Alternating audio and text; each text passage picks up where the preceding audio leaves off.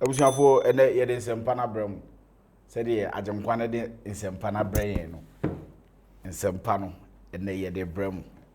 We are bringing you good news, very good news, exciting news from VAR podcast show.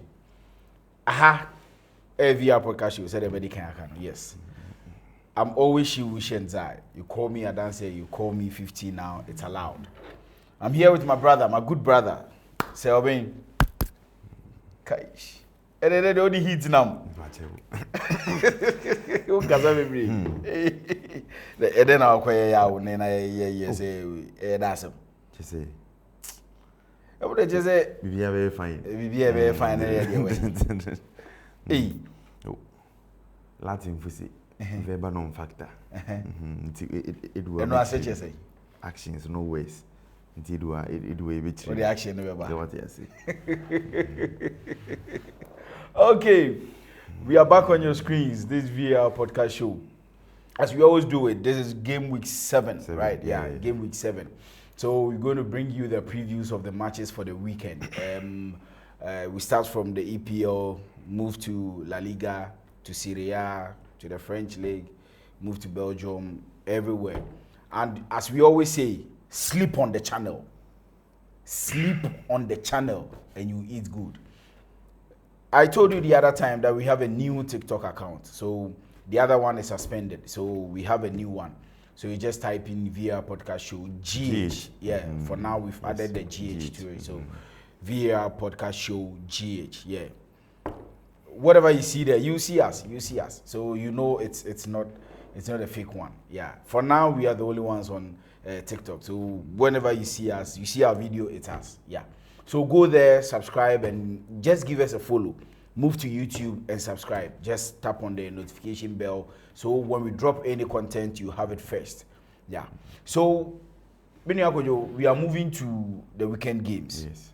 Today, any quote for us? And I know I'll start from another motivational quote from us. And growing up, my grandfather had been telling me one of the proverbs, and it's prudent that I share it with those. Share with us. And that thing has been resonating with me, throughout my entire life. And so he says, and I quote, "Honor and shame from no condition rise. Honor and shame from no condition rise. Act where your part, there you analyze." So they've presented to you honor and then shame. So there are two things that are inevitable, and they are from no condition rising. So you are the one who is supposed to choose whether you want go to with the honor of shame or honor of fame. So you act where your part, that is where your honor will be.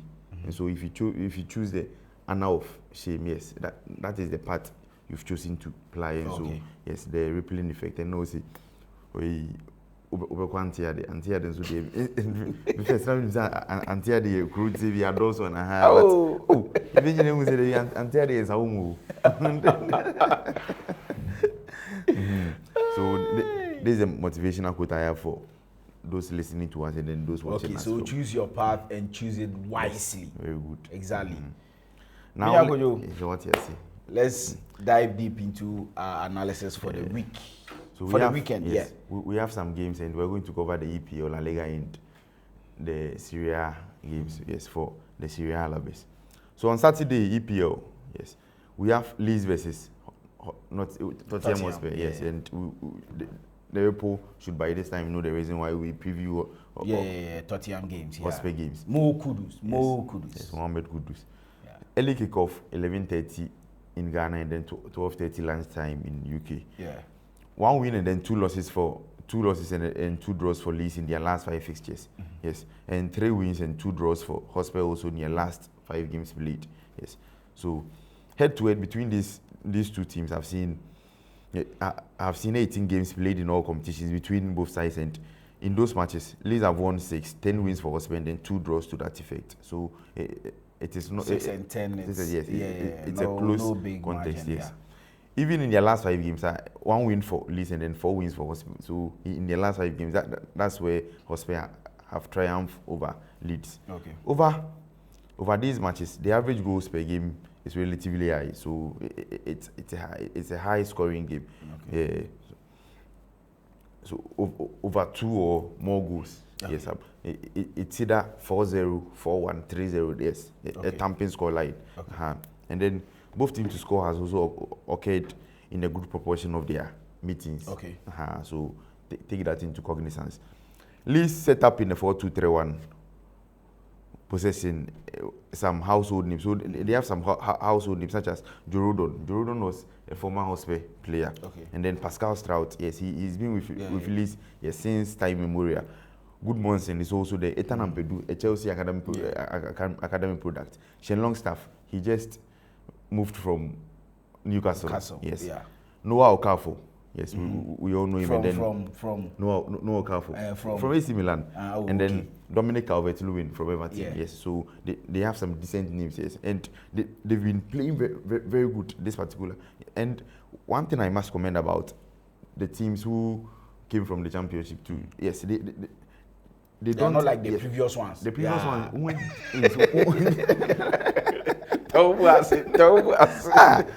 These people came to compete, yes, and I so liked it because looking at Leeds, yes, they are not languishing at the bottom, yes, just like those previous ones who were who came and then added up to the numbers. Down there, yeah. So Hotspur also starting a 4-3-3, and we all know Vicario in post. They have Romero and then my boy Van de Ven at the heart of defense. Yeah. Destiny Udoji has been shifted to the left back, and then Pedro Porro, the right back.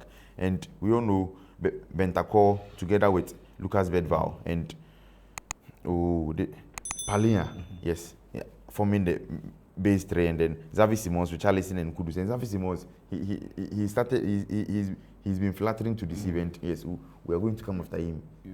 Keep a close eye on him. He said Spurs called and I answered. So we are also going to call him on this particular show. He needs to answer. A tricky fixture, but because it's a high scoring fixture, yes, over 1.5 is a surety, and any time scorer in this particular fixture, Richarlison, but don't discount Leeds in this one because they have a very decent side, yes, and even in their big matches they've been competing. I've watched them like 2-3 times this particular season. Arsenal versus West Ham, 2 p.m. Ghana time, yes, and there will be, I think, 2 or 3 2 p.m. games, yes. Yeah. The matches are going to be played simultaneously. Yeah. So a London derby, yes. We all know Arsenal are located at the northern side of London. What order? Derby order. Just a China. 4 wins and a draw for Arsenal in their last 5 games played, and also a win, 3 losses, and a draw for West Ham in their last. That is why they sacked my man, Graham Potter. What's a brutal? And they should make it a must that, yes, his coaching lines will be taken away from him. Pochettino is still coaching. Pochettino. I don't even understand why Trump is the president of US and Poch is still at post. So 49 meetings in all competition between both clubs, with Arsenal winning 31, 9 wins for West Ham and then 9 draws to that effect. And let me also bust your mind with this particular stat. In their last 5 meetings, 2 wins for Arsenal and 3 wins for West Ham. Their last 5 meetings, yes. So don't discount West Ham in this particular fixture. Both teams line up in the 4-2-3-1, but Arsenal, yes, they are an ultra-attacking side, yes, and they press from the front foot with players like Gyökeres, Trossard, and Saka. Even Rice joins the press at times, moving from the 8 to the 10. In the right pocket of space, and the number 10, which can be Merino or any other player, also occupying the left pocket of space. So we all know that Nuno Espirito Santo, yes, he's the new manager and he has scored 2 EPL teams, and we all know his body of work. Yes, he's an ultra defensive manager. Yes, and a very tactically astute manager. Yeah, and it was a friction that happened between him and Angelus, the Hotspur, Nottingham Forest owner. That's why he was asked out, not because he wasn't performing. Yeah, and the one who came to replace him is here to win a match. So we all know the manager solely rely on pace of his wingers and the area ability of his number 9. So this time, Crescencio Somerville and Gerard Bowen, together with either Falkirk or Callum Wilson, the striker from Newcastle. And even the area ability of one of his players, Sushek, is really very good. Yeah. So in this particular instance, Paqueta can be instrumental, and there's one player, the left back, Malik Diouf. Yes, people should pen that name down. He's going to be a household name in the coming years. Yes, he's a player to watch this particular season. And last season, when Graham Potter took over the West Ham job, yes, he went to the Emirates and then beat us 1-0. So Nuno Espirito Santo, who we all know is tactically up there, can also go to Emirates and then cause a surprise. But before he does that, per every metric in this game, Arsenal edges over West Ham. But this is a tricky fixture because of the coach's syndrome. When the coach is signed, we all know what he does. Exactly. So any time scorer in this fixture, Bowen. Any time scorer in this fixture, Victor Gyökeres. Yes. Man United versus Sunderland, also at 2 p.m. 2 p.m. Yeah, at the Old Trafford. Yes. And with the incessant pressure mounting on Amorim, yes, there is a media briefing that Amorim still has the backing of the owners, but yes, that's not it. You know that if the media comes out to say, oh, the hierarchy are backing you, it means there's something cooking behind. 2 wins and then 3 losses for United in their last 5 games. Yes. And then 2 wins, 2 draws, and a loss for Sunderland also in their last. So Sunderland here is a team on form than Almighty United. 33 games in all competitions between both sides. United winning 22, 5 wins for Sunderland, then 6 draws to that effect. Even in their last 5 games, 4 wins for United. Yes, and a win for Sunderland. And so Sunderland are nowhere closer to United when it comes to statistics in their last 49 and then in their last 5 games. So their fixture is highest scoring fixture, and over 1.5 is highly guaranteed in this particular fixture. United start in the 3-4-2-1 with no dynamics. And so, yes, when you start with a 3-4-2-1, and Amorim doesn't change his tactics. Yes, so 3-4-2-1 with Bayanda imposed, the late Euro Shaw, Bruno Casemiro at the base, and then Dalo and Dogu will be touring the lines or the flanks with Mbeumo and Cunha at the double 10. Yes, together with the informed striker Sesko leading the lines. And so Sunderland also start with Robin Rowe FC in post, and they also have some household names.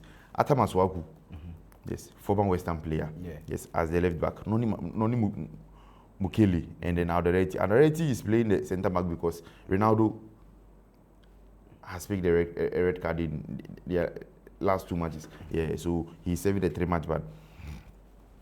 And then Noah Sadiki, Shaka, and then Big in the heart of the midfield. We all know what Granit Xhaka brings on board, yes, and the kind of experience that he uses.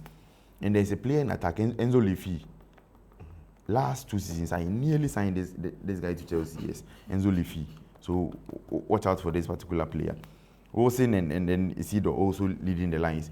So Amorim just have one job to do, or he faces the intense pressure, because after this match we are going on an international break, and so it's either he wins or he loses his job, because there is an international break and they will have the ample time to scout for a manager. And even they've outlined, or they've enlisted some managers who, when Amorim is sacked, they are going to replace him. And Crystal Palace, Oliver Glasner is part.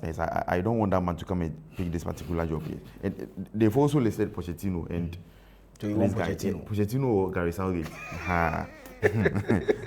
So Sunderland, as we all know, are a very decent side, and may cause havoc in this particular game. So in this particular game is over 1.5, because United will definitely concede any time scorer in Bomu. Let's move to Chelsea versus Liverpool in this particular fixture, and we are going to give you a comprehensive and a tactical analysis of this particular fixture. So let's kick off at the Stamford Bridge. And this match in recent years, although has produced a lot of stormits, yes, and there has been a lot of stormits or draws in this particular game. So I'm going to explain it or give out the stats to our listeners to also do whatever they want to do with it. And so, but this game also, this particular match has also produced an all-time classic in the EPL, and it's a struggling Chelsea versus a high-flying Liverpool. But now, in the last 2 games, they've also lost, so they are also struggling like us. And you cannot struggle with 2 of the most expensive signings. Yes, when you talk about Liverpool, you always talk about the expensive signing. They did that to Caicedo, they did that to Pogba, so it is only imperative that we also do the same to them. They've signed. You cannot sign a 200 million pound player and then a 150 million pound player. It's 200 million. And they are inflated prices. No. So a win, 2 wins, and then 3 losses for Chelsea, or two losses and then a draw for Chelsea in the last 5 games, and then 4 wins, 3 wins, and then 2 losses for Liverpool also in the last 5 games. And for the 50 competitive games played between both Chelsea and then Liverpool, Chelsea have won 15, Liverpool winning 19, and then 16 draws to that effect. So even in the last 5 meetings, a win for Chelsea and then 3 wins for Liverpool in the last 5 meetings, yes, and a draw. So even from 2000, yes, let me bust your mind with this particular stats. Even from 2021 to 2023, 6 matches were played between these clubs, and 4 ended in goalless draw. So 0-0, the match produced 0-0 like 4 times, and then 1-1, and then the last one 2-2 to that effect. So it has produced it's produced 6 stalemates, yes, continuously. Yeah. And here is a detailed tactical, historical, and statistical breakdown of this particular fixture, and then what each side are likely to try, where the key battles will be, and then what could determine the results in this particular fixture. So the current tactical profiles under Enzo Maresca. We all know Chelsea under Enzo Maresca are a possession-based team, yes, structure and then central overloads. Yes, Chelsea aim to control the game via careful build-up from the back. So the S is not in a sweet space, but they start in a very steady way from the back, frequently inverting their fullback. So it's either with James or Cucurella invert into the midfield, and then with James or Cucurella to create overloads in the midfield, yes, to get the numbers. Yes, and fluid positional rotations. So wingers stay wide to stretch play. So they don't move their fullbacks, yes, to either overlap or underlap for their wingers. Yes, they just create the overloads and then they allow their wingers to also stretch play. Yes, isolating other fullbacks 1v1. So the central players, that's the midfielders or fullbacks, rotate into the half spaces, or movement of the ball is also important in the Maresca build-up. And then fast transitions or counter-attacking threats.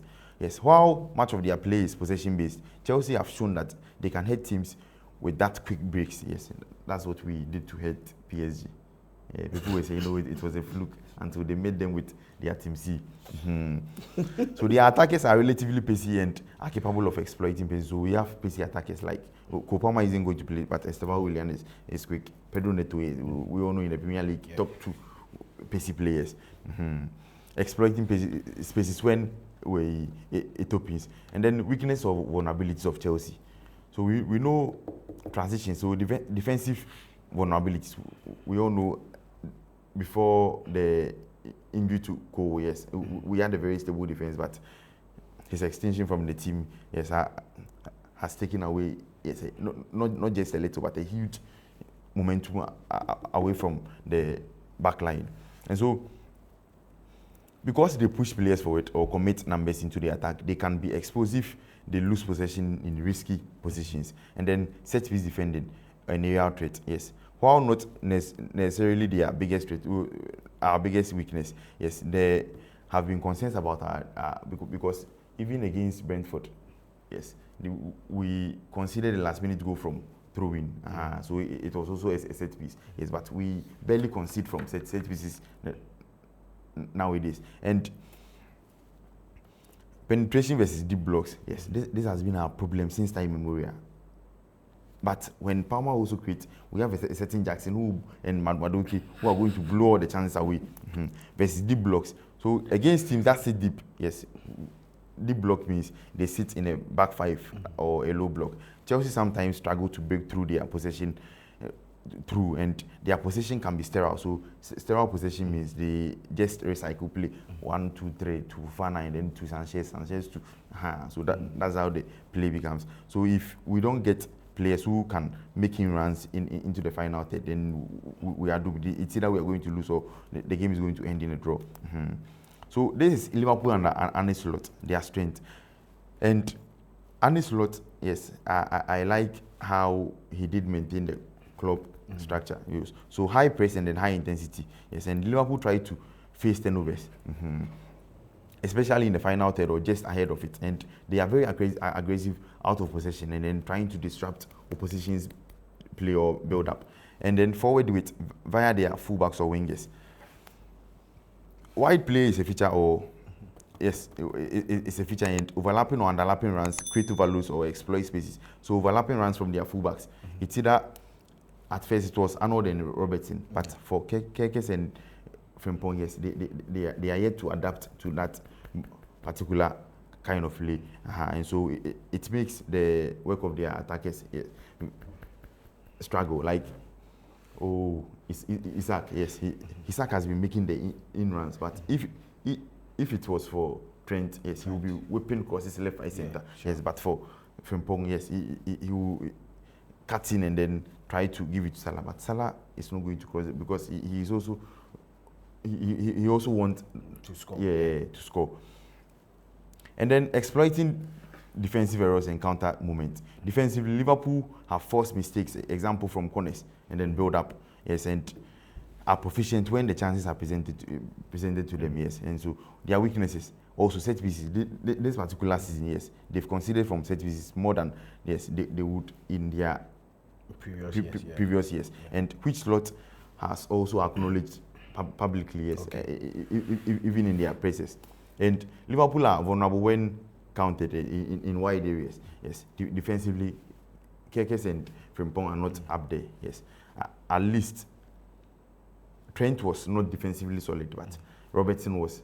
But this time, both of their fullbacks both fullbacks are not defensively solid. Yes, and if their fullbacks are caught wide or high, and they lose possession with their with players push forward, there can be spaces behind. Yes, and so that is causing this particular season. And the key tactical battles and matchups here. So here are the specific areas and matchups that will decide the game. Midfield control. So I reckon Chelsea are going to start their three midfielders, Enzo, Caicedo, and then Lavia. Yes, for control. Because if Lavia is not put in this match for the first build-up, Chelsea are going to be very hot because Liverpool are going to press Chelsea from the front foot. And also inverted fullbacks to generate overloads in the middle and to dominate possession and control the tempo of the game. Liverpool also like to disrupt this by pressing early and then forcing mistakes. And we all know Chelsea. If you force them, they pass the ball to Fofana. That's all. We are doing because he's only... Tosin plays, hey. Fofana plays, hey. Tosin is injured. So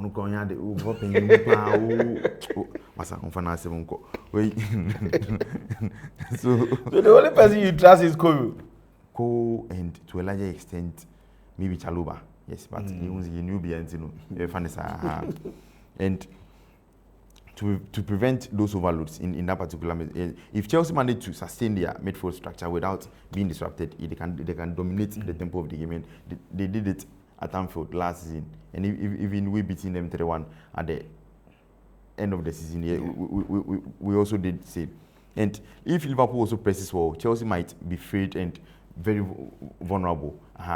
So the fullback and then the wide play. Chelsea use the wide attackers and stretch with, the inverted fullbacks also allow for central overloads, but also threatens from the other zone. So Cucurella can also move from the midfield to join the attackers in either the left or the right hand spaces. So that was where he started scoring goals left, right, center last season. Liverpool also tried to exploit the spaces behind the fullbacks, especially if Chelsea fullbacks push high up the pitch. Set pieces, yes. Both teams are good at set pieces, either scoring, but they are very susceptible to set pieces at the same time. Yes, Liverpool have conceded from set, and so has Chelsea. And we all know Chelsea starting in 4-2-3-1. Yes, with Sanchez in post, Reece James, Cucurella, Fofana, and then Badiashile. Also Enzo, Caicedo, and then Lavia. Estevao, Willian, Pedro Neto, and then Joao Pedro. Yes, are going to start this particular game. Liverpool also starting a 4-2-3-1, but Alisson Becker is injured in their last game. So Mamadashvili is going to start this particular game with VVD and Konate at the base of the centre back. Bradley and Kekes as their fullbacks. McAllister, Gravenberch at the base. Szoboszlai is never going to be dropped in. So Szoboszlai, Salah. I would prefer Gakpo, but for the price tag of weight, I don't think the coach is going to drop him. And Ekitike is also injured. Okay. And so Isak is going to lead the fort. Now that, and then this game, over the period, has seen no loss, for Chelsea, so at our own turf, the storm meter plenty, but Liverpool beating us at home, or beating Chelsea at home, is something I have seen for so long a time. And so over 1.5 because of the shaky defense of both sides. And any time scorer in this particular game, Pedro Neto, any time scorer, Mohamed Salah. Brentford versus Man City, Sunday at the GTEC Stadium. 2 wins and then 2 losses for Brentford in their last 5 games. 4 wins and a draw for Man City also in their last 5 games. And this particular fixture has some funny stats. And then so 8 games played between both clubs. Brentford winning 2, City also winning 5, and then 1 draw. And even in their last 5 games, 3 wins for Man City, and then 1 win for Brentford and a draw. So Brentford, we all know, starting a 4-2-3-1, and we all know the kind of players that they possess. They have some experienced players, and they were the ones who hurt United in their last fixture. So they start in the 4-2-3-1 with Keller in post. They have Nathan Collins and then Van den Beek as their base of their defense, and then Henderson. We all know Henderson. Yarmolenko at the base, and then Mikel Damsgaard, a very good player. He's a very good player. Dango Ouattara, Igor Thiago leading the lines, and Igor Thiago scored 2 goals against United in his last match. City also starting a 4-1-4-1, with Jalingui, Donnarumma in post, Nunes and O'Reilly at the flanks and Guardiola and Diaz at the base of the defense.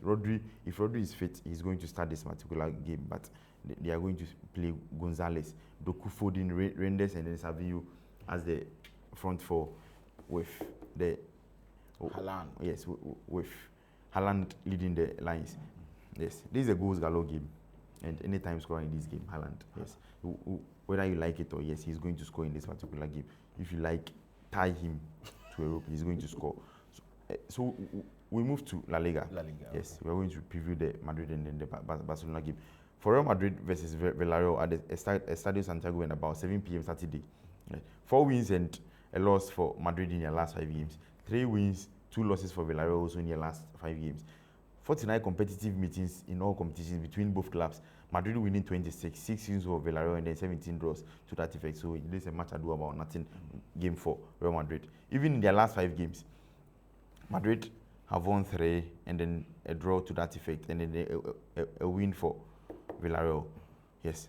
Madrid start this game in either a 4-3-3 or a 4-2-2 compact. Yes. With Courtois imposed because of the injury scares to Carvajal and Trent. They are going to play a makeshift right back. And so Asensio is going to move to the right back, and then Dinosin and Alaba at the base of the defense. Fran Garcia at the left back. Tchouaméni and Ceballos at the base. Ada Goulet, Vinicius Junior, Mastantuono, and the most informed player, yes, world best in the offense, Mbappe leading the lines. Madrid start this game as outright favorite, yes. Although the stats put out, yes, shows that Villarreal are also a team on form, but double chance Madrid because of the venue and then the squad depth, and even referees can come to their aid. Yes, Madrid ambassador. So 1.5, and anytime goal scorer, you all know it. Mbappe, put your school fees on it. For Sunday, Sevilla versus Barcelona, 2:15 at the Ramon Sanchez Petruani. 2 most informed teams battle out against each other. Sevilla winning 3 of the last 5 games, a draw in the loss to that effect. Barca on the other hand have also won 4 of their last 5 games, losing 1 against PSG. PSG played with 3 key players, an amputated Vitinha, and then because Vitinha played in clutches. Yet still, if Barca were to be in a Club World Cup, they would have won it, lost to PSG Team C. 50 games played competitively in all competitions between Sevilla and then Barca. 36 wins for Barcelona, 9 wins for 5 wins for Sevilla and then 9 draws to that effect. So even in their last 5 games, Barca have won all 5. So you know what to do with this kind of information. Barca lines up in a 4-2-3-1 with Szczesny in post, Araujo and Christensen. Araujo was dropped against PSG because I'm watching they go licky one fucking. And Kubasin so shit and see who at the base, Gerard Martin and Kunde. But Baudi is back. So they may fancy Baudi also as a left back. And Pedri, Frankie de Jong at the base. Pedri and Vitinhas, you know. Sevilla, okay. Barcelona, Sevilla. Yes. I will say a chipping maybe. Yes, for educational purposes. So the battle between Pedri and Vitinha, we all know how it ended. How did it end? One was substituted, and so you Martin, do whatever you want to do with this particular information. Rashford, Olmo, Yamal together with Lewandowski. Sevilla also starting a 3-4-3, and they have some experience with this. Yes, Vlachodimos in their post, one Sakura goalkeeper. Azpilicueta, Cesar Azpilicueta Tanku. Yes, Chelsea's greatest right back. Cardoso and then Macau completing the back three. Lucian Agome, Angel Camona, Gabriel Suazo, and also completing the midfield. And they have Alexis Sanchez, yes, in the attack. Isaac Romero and then Ruben Vargas also completing the front three. Both start this game as Barca, we all know start this game as outright favorite, and double chance Barca because of the start I have put out, and over 1.5. Yes, we are previewing one Serie A game. Yes, for the Serie A lovers. Juventus versus Milan. So the old ladies of Serie A comes out with, so the old ladies of Serie A, and then Milan. And then Milan, what has Milan done? Or a Milan fan, Unima, Yanko, versus Milan. Yes, in a cracker of a match. Unimutim we are. Minam Becanchoa. What's Then I'll catch them saying the blues. What the old supportive nigga. Sayake, Nazo Dana, Pufana, I was a or time wake. Pufana. Who needs what the tree if you are also 2 informed teams, yes, in the league comes to it. Milan are leading the league with 12 points, and then Juventus also have 11 points. Yes. 2 wins and 3 draws for Juventus in their last 5 games. For AC Milan, 5 wins in 5 in their last 5. So Allegri is doing something good at. More good saving than a San Siro. And so Nimo. Okay. So there are 50 competitive fixtures between both sides. Juventus have won for 27. 14 wins for Milan, then a draw. Juve the Washimo. Hey, brother. Even their last 5 games, 2 wins for Juventus, 2 and then 2 draws and a win for Milan. Yes, both teams play in a 3-back. Until who now the Milan line up with one for my year in Yenka. I don't know, Uncle. Hey, na Milan fan what you know just out here again to share. Also, what we do? What preview? Me patch we are Milan fan. Obey any me you ready? And it's here for Adnebu. Yes. So they all play in a 3-back, but for Milan in their midfielders, they overload the midfield and then they play 2 attackers. But for Juventus, they play 2 number 10s. So they play in the Amorim-like structure. Yeah. So Juve start with Digro. So that keeper is very good. And then Gatti, Bremer, and Kelly. Lloyd Kelly completing the back 3. They also have Pierre Kalulu. So maybe you former player. Cambiasu at the right and then as the right and then left wingers. Cope minus Thuram at the base of the midfield with Yildiz and then Ajit at the as their double number 10s and Lois Openda leading the lines. Mike Maignan in post. Tomori, Gabia, and then Pavlovic. And Rabiot at the base of the and Estupinian is also was red carded in the last game against Napoli. Never started. Better shag. Okay, in yes, with Pulisic, Santos, and in their midfield they have Salaminkes. Yes, he's come to Chelsea next season too. No, he doesn't play the mid. He plays the fullback. Yes, right fullback. Yeah. Yes, together with Estupinian as the left fullback. So Salaminkes, Fofana, Modric, Rabiot in the middle. Yes, and Pulisic and Jimenez also leading the fourth. In this particular game, where they I'm on a 3. Say 3-5-2. Midfield say Fofana, Modric, Rabiot. Modric, yes. Indeed. What about left back? Maybe na make you go. Bodine. Maybe Panan start here. With this particular game, looking at both teams, Allegri. So what coach Juventus there? J2 also says 7 times. He knows the ins and out of Juventus. Yes. We a bold call, but Juve double chance. We didn't Milan lose match. 1 2 players of be a 2 CD 5 CD. Juve I just play for Paniato. We want to play a we to 12 million, 70 million. Our goalkeeper better than 20 million crowds who wait to attend. He be 5 CD for million. So double chance Juventus in this particular, but it's a 7 p.m. late kick-off Sunday game. So make time and then. This is Milan straight win. Milan straight win. Don't worry yourself. It's Milan straight win. Milan straight win. It's Milan straight win. Okay. Just don't worry yourself. Juventus straight win. Because we can't double chance. I was very lenient with you. Juventus straight win and over 1.5. Anytime goal scorer. Kenan Yildiz. Left right center. That's it for the Serie A. And for investors, Bournemouth versus Fulham, double chance, Bournemouth and over 1.5. That's it for. So these are all for Friday games. Osasuna versus Getafe over 1.5.